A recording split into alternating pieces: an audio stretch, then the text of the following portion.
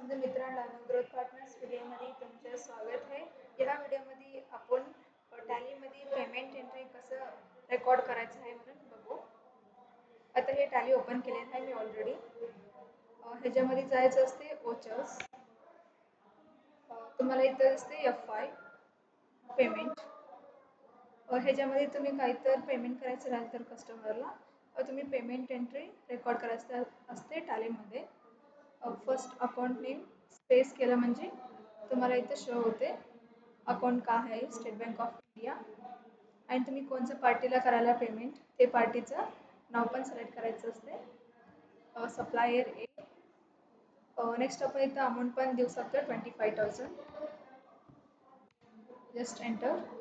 तुम्हाला इथे स्क्रीन दिसते method of adjustment on account new reference against reference advance.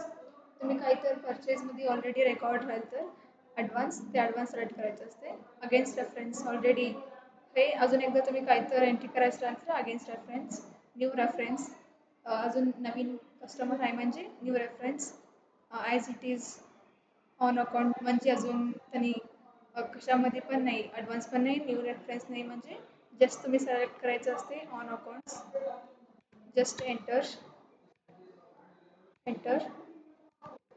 Just enter. नरेशनमध्ये आपण इथे टाईप करू शकतो बिईंग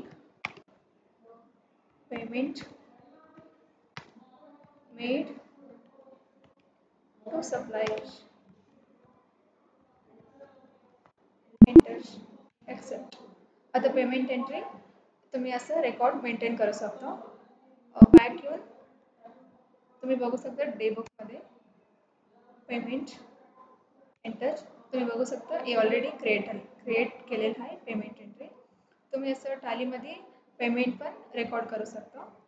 याच्यामध्ये काहीतर डाऊट्स राहील तर कॉल करू शकता. आमच्या डिस्क्रिप्शन बॉक्समध्ये नंबर आहे. थँक्यू.